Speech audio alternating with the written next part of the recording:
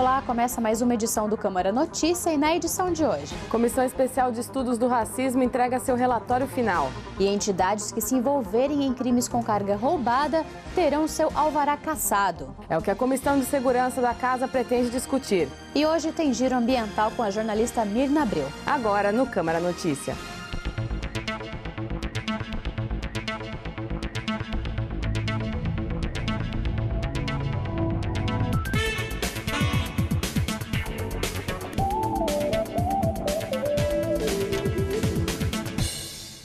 E a Comissão de Estudos de Prevenção e Combate ao Racismo e Preconceito Religioso entregou o relatório final na última semana. Foram 3 meses de trabalho para formar propostas para a criação do centro de referência na cidade. Ao longo do funcionamento da CEE, foram realizadas 10 reuniões e uma visita ao Centro de Referência em Direitos Humanos de São Paulo. Nos 3 meses de trabalho da Comissão Especial de Estudos de Combate e Prevenção ao Racismo e ao Preconceito Religioso, foram ouvidos 18 depoimentos entre pessoas que sofreram racismo, entidades e o poder público. O relatório final tem cerca de 50 páginas. Que ele dá orientações e diretrizes, para o modelo conceitual, pelo formato do centro de referência, das principais atividades e papel que ele deve cumprir e exercer, assim como aponta a necessidade dele ser dotado de estrutura material e de recursos humanos condizente com a missão que o centro abraça, que deve desempenhar. No documento, além da previsão da estrutura de recursos humanos e física, a intenção é apresentar um projeto de lei para que hospitais e delegacias e outros órgãos de registro de denúncias notifiquem de forma compulsória o centro de referência para que o encaminhamento da denúncia seja acompanhado. A Câmara, dessa forma, contribui para finalizar um processo que iniciou-se há vários anos, tentando fazer com que Campinas possa também cumprir a sua missão nessa área. Não podemos mais conviver com nenhum tipo de discriminação. Além do projeto de lei, os vereadores também fizeram uma emenda à Lei de Diretrizes Orçamentárias para que a Secretaria de Assistência Social tenha recursos necessários para a instalação do centro com as condições discutidas nas reuniões. A nossa expectativa é que já conste na planilha de orçamento da Secretaria o aumento de recursos para atender esse serviço.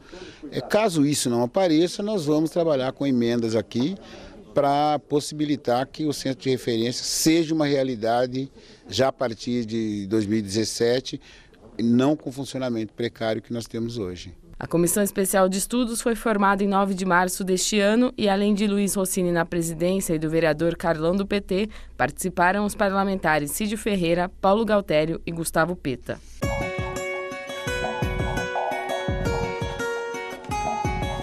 E uma boa notícia para quem está sofrendo com o tempo seco. A umidade relativa do ar melhora bem pouco para esta terça e quarta-feira, chegando a 55%. Na terça-feira, a temperatura chega a 27 graus e a mínima é de 15. Já no dia seguinte, na quarta-feira, chega a 22 graus e a mínima é de 9 graus.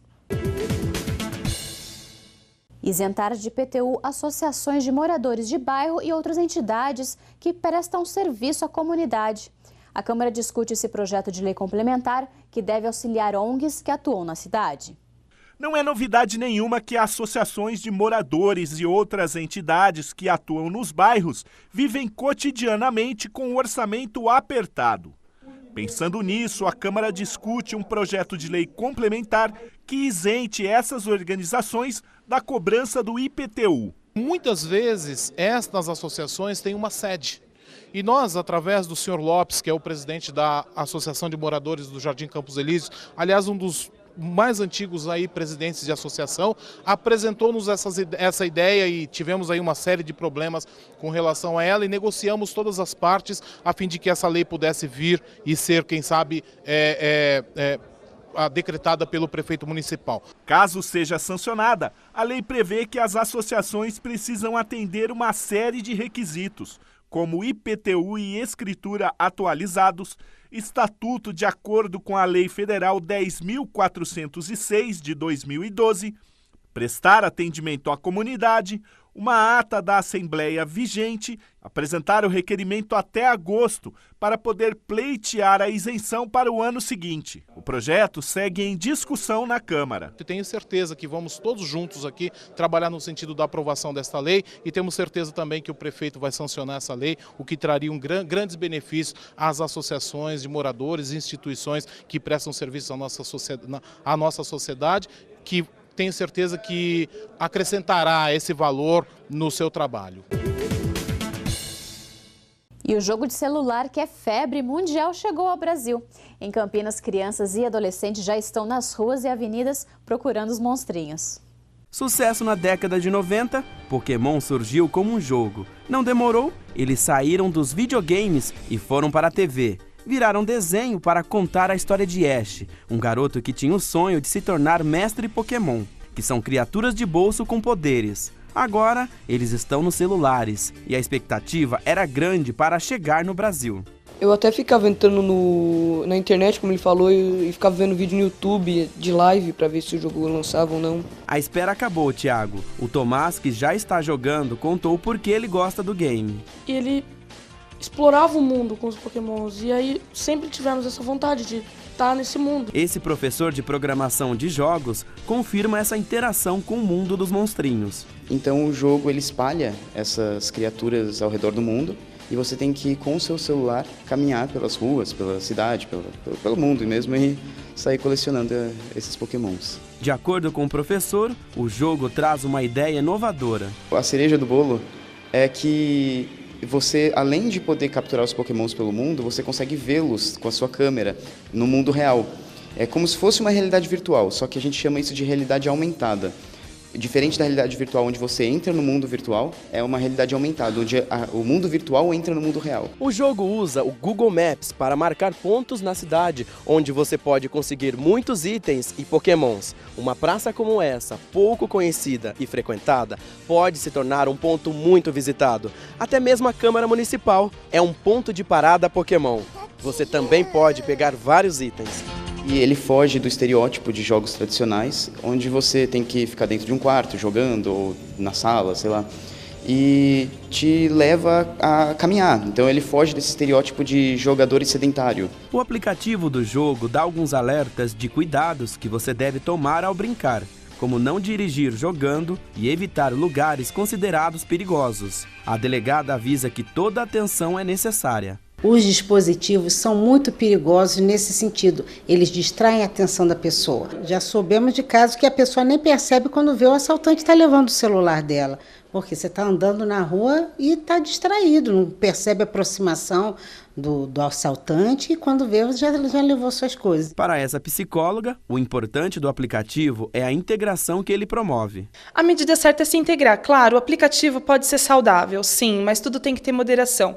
Eu creio que ainda mais saudável seja que as crianças possam brincar juntas. Seguindo as recomendações de segurança, não tem erro e a diversão é certa.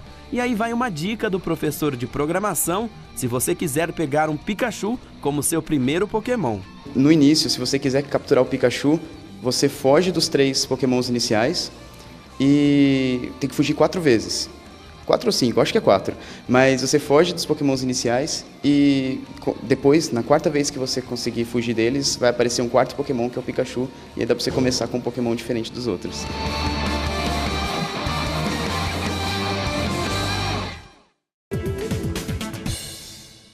E a seguir, a Olimpíada no Brasil é marcada por preservação ao meio ambiente.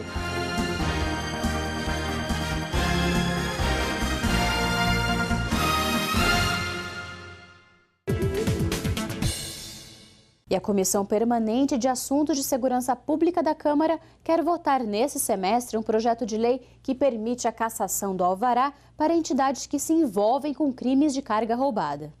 A proposta pretende coibir esse tipo de crime que aumenta na região de Campinas desde 2014. Dados da Secretaria de Segurança Pública do Estado apontam que só nos primeiros 5 meses deste ano, este tipo de crime aumentou 17,5%. E esse projeto vem no sentido de coibir esse tipo de crime. Se não houvesse os receptadores, com certeza o crime de carga roubada diminuiria. E é um crime afiançável, inclusive, o Código Penal é muito brando com relação a isso. Então a gente quer criar esse mecanismo para que as pessoas envolvidas, as empresas envolvidas tenham o alvará cassado para que pense mais de uma vez aí para poder se envolver nesse tipo de crime. O projeto de lei permite que as empresas envolvidas com a receptação de cargas roubadas tenham o alvará cassado. No quadro Fica a Dica de hoje, você confere uma entrevista com um médico especialista em queimaduras. Confira.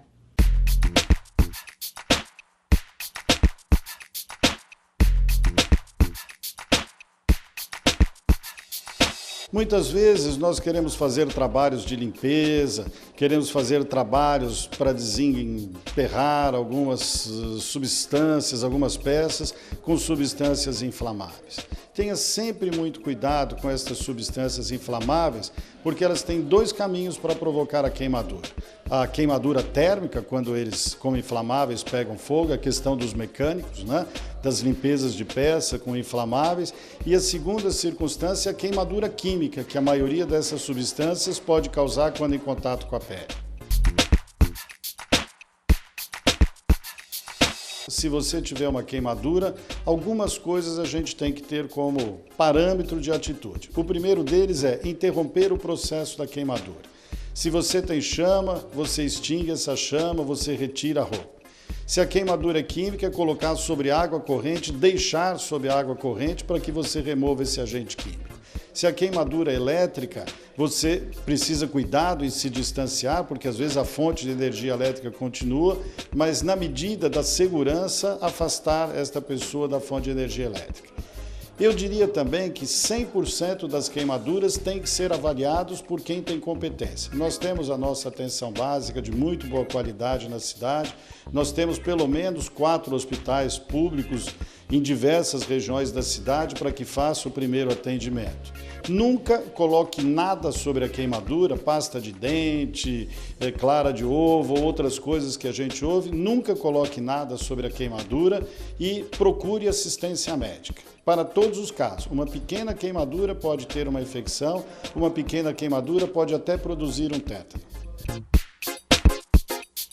E Câmara cedia entrega do diploma de mérito cristão Pastor João Batista Martins de Sá. A honraria é oferecida às pessoas que se destacam na evangelização e no trabalho social.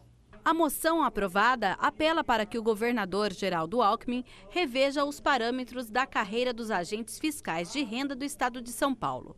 O autor da proposta, vereador Luiz Iabico, que também faz parte da categoria, fala das reivindicações. Nós estamos pedindo para que se equipare, aos 90% do salário do desembargador do estado de São Paulo, para que não tenha vínculo político, porque esse subteto que o governador estabeleceu para a classe dos agentes fiscais de rendas é um vínculo político. Ele estabelece o salário dele, sucateia o físico não pode ter uma remuneração justa, adequada, porque esse tipo de exercício na carreira pública é uma carreira típica de Estado, não pode ter influência política.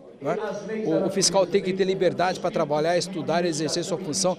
Os fiscais de renda são responsáveis pela cobrança de ICMS, IPVA, ITMCD e outros tributos estaduais subordinados à Secretaria Estadual da Fazenda.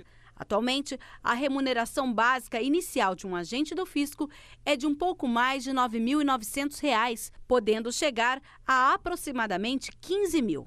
De acordo com o Iabico, há estados menores com um teto muito maior que do estado de São Paulo. Sendo que o estado menor, lá do Norte e Nordeste, é R$ 24.000. Então, o estado menor ganha muito mais que o nosso estado, que é um estado fortíssimo, que mais arrecada do estado de São Paulo, e subordinado a um subteto do governador, que é uma vergonha.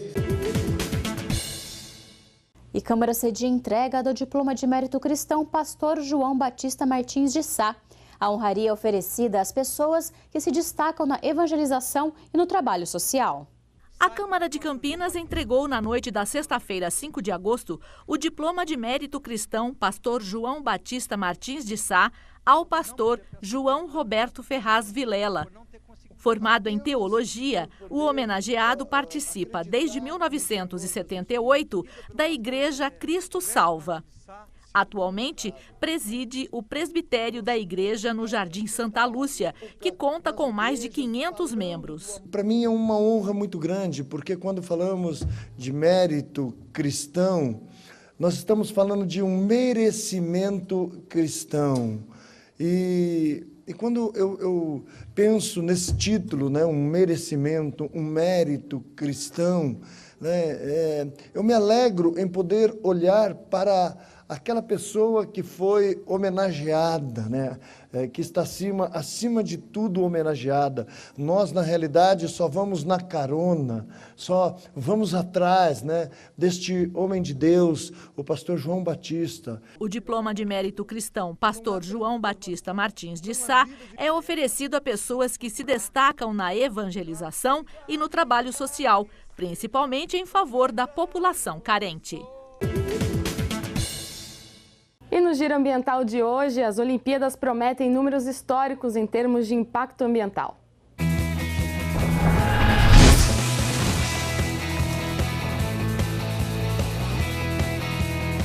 Olá! O Giro Ambiental começa agora trazendo a exposição de Newton Florentino, um artista nascido em Campinas que faz esculturas de sucatas de ferro velho, do que encontra na rua e de restos de construção. Arte Bruta é o nome dado à primeira exposição do escultor que passou muito tempo de sua infância no ferro velho e já morou no fundo de uma galeria de arte, onde trabalhou montando molduras e telas. Sua arte tem tudo a ver com a sustentabilidade. E quem vai contar o que pode ser encontrado nesse espaço é o autor das peças, Newton. Conta para nós o que a pessoa vai encontrar aqui, por que usar a sucata na confecção dessas peças que você trouxe.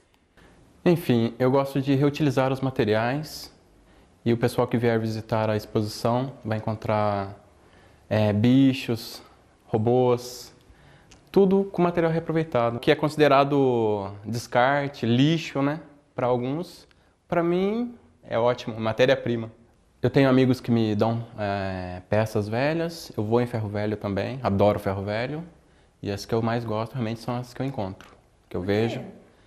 Porque é sempre uma coisa nova, assim, é espontâneo, achei, é uma criação nova. O artista, que também é marceneiro, contesta o paradigma de que as coisas são descartáveis. O pessoal quebrou, joga fora. Eu sempre tive o conceito de tentar consertar. E se não consertar, eu uso para outra coisa. Sempre reaproveitar. Eu não jogo nada fora. Não jogo nada. E esse conceito está aqui? Tá aqui. Só olhar que vai ver que está aqui.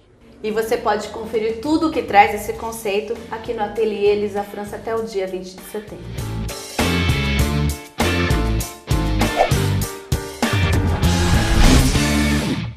A abertura da Olimpíada do Rio na última sexta-feira não teve o mesmo banho de recursos tecnológicos de outras edições, mas abusou das projeções digitais e foi marcada pela mensagem de preservação da natureza e de tolerância entre as pessoas.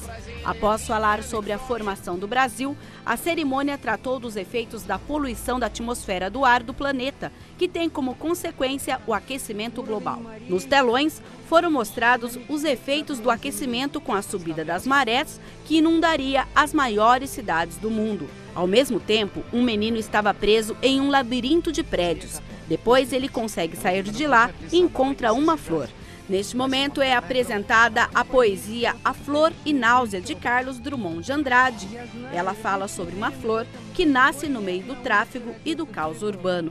Depois é exaltado que a melhor forma de combater os estragos ao meio ambiente é por meio do plantio de árvores, enquanto o verde se espalha na projeção. O desfile de atletas, pela primeira vez na história, apresentou uma ação pela preservação da natureza. Cada um dos esportistas plantou uma semente em um tubete com substrato. Segundo a organização, o plantio de 207 espécies será um dos legados dos Jogos Olímpicos do Rio, quando 11 mil sementes serão plantadas no Parque Radical de Deodoro. Os aros olímpicos, grandes símbolos da Olimpíada, foram representados em verde, como se tivessem nascido das mudas plantadas pelos atletas.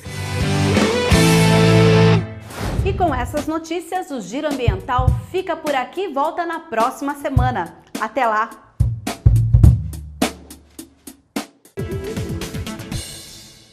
E o Câmara Notícia de hoje fica por aqui. Até a próxima. Até mais.